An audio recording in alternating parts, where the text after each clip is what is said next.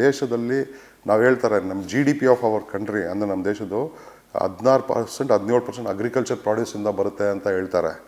That is wrong actually. Agriculture is the basement for 100% GDP. ಅನ್ನ ತಿಂದ್ರೇ ತಾನೇ ಮನುಷ್ಯ ಕೆಲಸ ಮಾಡೋದು.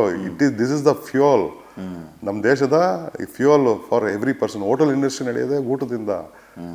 ನಿಮ್ಮ ಬಟ್ಟೆ ಇಂಡಸ್ಟ್ರಿ ನಡೆಯೋದು ಎಲ್ಲಿಂದ? ಕ್ಲಾತ್ ಫ್ರಮ್ ಕಾಟನ್ ಅಲ್ವಾ? So this is very very core this thing. ಇದು ಅಡ್ರೆಸ್ ಮಾಡಬೇಕು. ಇವತ್ತು ನಾವು ಅಡ್ರೆಸ್ ಮಾಡಿಲ್ಲ ಸರಿಯಾಗಿ. ಇವತ್ತು ಲಾಜಿಕಾಗಿ ನೋಡಲಿಲ್ಲ ಅಗ್ರಿಕಲ್ಚರ್ ಅಂದರೆ ಇದು ಹೊಟ್ಟೋಯ್ತು ಆಲ್ರೆಡಿ ಹೊಟ್ಟೋಗಿದೆ. ಎಷ್ಟು ಡಿಗ್ರೇಡ್ ಆಗೋಗಿದೆ ಅಂದರೆ ಇವತ್ತು ಯುವಕರು ಅಗ್ರಿಕಲ್ಚರ್ಗೆ ಬರ್ತಾ ಇಲ್ಲ. ಹೆಣ್ಣು ಕೊಡಲ್ಲ. ನಮ್ಮ ಮಂಡ್ಯದಲ್ಲಿ ನಮ್ಮ ಆರ್ಗ್ಯಾನಿಕ್ ಮಂಡ್ಯ ಪ್ರೊಡಕ್ಷನ್ ಫೆಸಿಲಿಟಿಲಿ ಎಷ್ಟೊಂದು ಜನ ಹುಡುಗರು ಕೆಲಸ ಮಾಡ್ತಾರೆ. ಅವ್ರ ಕೃಷಿ ಇಷ್ಟ ಇದ್ರು. ಯಾಕೆ ಅಂದರೆ ಮದುವೆ ಆಗಲಿ, ಮದುವೆ ಆದ್ಮೇಲೆ ವಾಪಸ್ ಹೋಗೋಣ. ಇದು ಹೆಂಗಂದ್ರೆ ಅಗ್ರಿಕಲ್ಚರ್ ಯಾರು ಮಾಡಬೇಡಿ ಅಂತ ಸಿಗ್ಲಿ, ಯಾರು ಕೊಡಲ್ಲ ಪಾಪ. ಯಾವ ಯೂತ್ಸ್ಗೆ ಎಷ್ಟೊಂದು ಜನ 35-40 ವರ್ಷ ವ್ಯವಸಾಯ ಮಾಡ್ತಾರಲ್ಲ ಯುವಕರು, ಅವ್ರು ಯಾರು ಮದುವೆನೇ ಆಗಿಲ್ಲ ಪಾಪ. ಸರ್, ಈಗ ಕಬ್ಬಿನ ವಿಚಾರಕ್ಕೆ ಬರೋಣ ವಾಪಸ್. ಕಬ್ಬಿಗೆ ಬೆಂಬಲ ಬೆಲೆ ಕೊಡುವಂತಹ ವಿಚಾರ ಇಷ್ಟ್ಯಾಕೆ ಜಟಿಲವಾಗ್ತಾ ಇದೆ?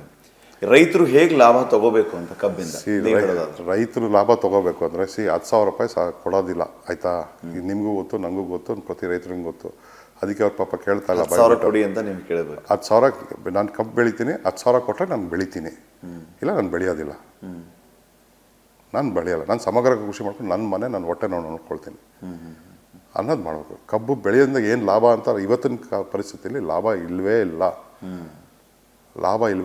ಇದು ಲಾಭ ಅಂತ ಮಾಡೋದು ಫ್ಯಾಕ್ಟ್ರಿ ಅವರು ಬಂಡವಾಳ ಹಾಕಿದಾರೆ ಮಾಡಬೇಕು. ಅದನ್ನು ನಾನು ಪ್ರಶ್ನೆ ಮಾಡ್ತಿಲ್ಲ. ಸರ್ಕಾರ ರೈತನಿಗೇನೂ ಇಲ್ಲ.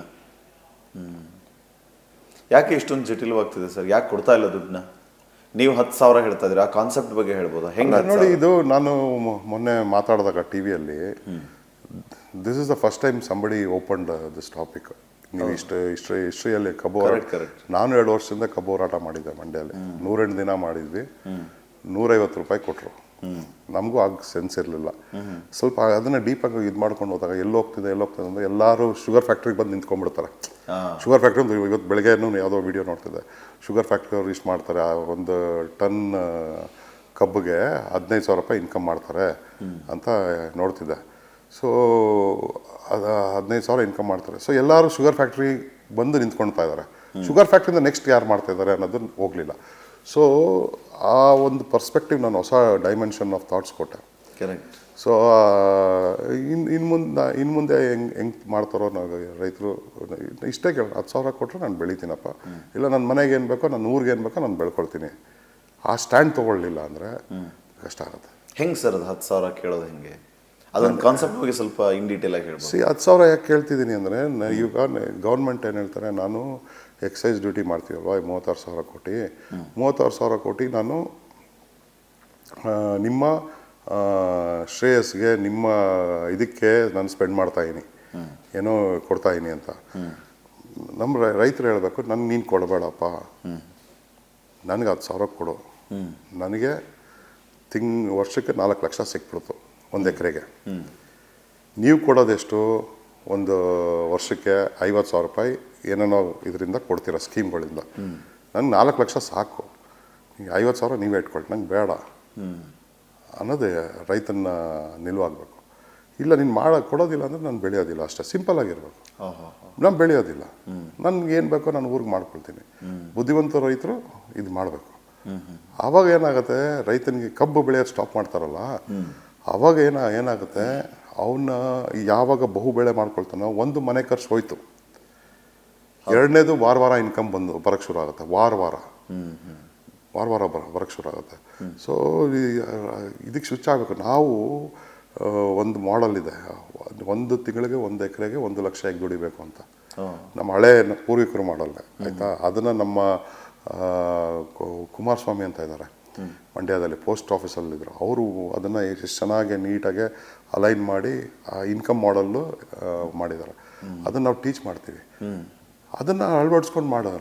1 ಲಕ್ಷ ತಿಂಗಳಿಗೆ 1 ಎಕರೆಗೆ ಹೇಳ್ತಾರೆ. ಅದು 1 ಲಕ್ಷ ಬೇಡ, 50,000 ಸಿಗಲಿ ಬಿಡಿ. ಇಬ್ಬರೇ ಗಂಡ ಹೆಂಡತಿ ಇಬ್ಬರೇ ಮೇಂಟೈನ್ ಮಾಡ್ಬೋದು 1 ಎಕರೆನ.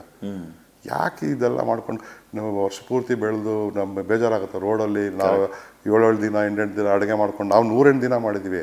ಅಲ್ಲೇ ಅಹೋರಾತ್ರಿ ಧರಣಿ, ಅಲ್ಲೇ ಮಲಗೋದು. ಬೆಳಗ್ಗೆ ಪಾಪ ಇವ್ರು ಕೊಡ್ತಾರೆ, ಇದು ಅಕ್ಕಿ ಗಿಕ್ಕಿ ಬೇಳೆ ಎಲ್ಲ ಕೊಡ್ತಾರೆ. ಕೆಲವರು ಅವ್ರ ಪಾಪ ಎಲ್ಲದನ್ನು ಕೂಡಿಕೊಂಡ್ರು. ರೋಡ್ ಯಾಕೆ ಬೇಕು ಆ ಜೀವನ? ಯಾರನ್ನೋ ಉದ್ಧಾರ ಮಾಡೋಕ್ಕೆ ನಾವು ಯಾಕೆ ಆ ಜೀವನ? ನಾನು ದೇವರು ನಮಗೆ ಎಲ್ಲ ಶಕ್ತಿ ಕೊಟ್ಟಿದ್ದಾನೆ. ಜಮೀನು ಕೆಲವು ಭೂಮಿ ಕೊಟ್ಟ ಆಶೀರ್ವಾದ ಮಾಡಿದ್ದಾನೆ. ಅದನ್ನು ಹಾಳು ಮಾಡೋದು ಯಾಕೆ? ನಾವು ನಮ್ಮ ಇದಕ್ಕೆ ಬೆಳ್ಕೊಂಡು ನಾವು ಹೋಗ್ಬೇಕು.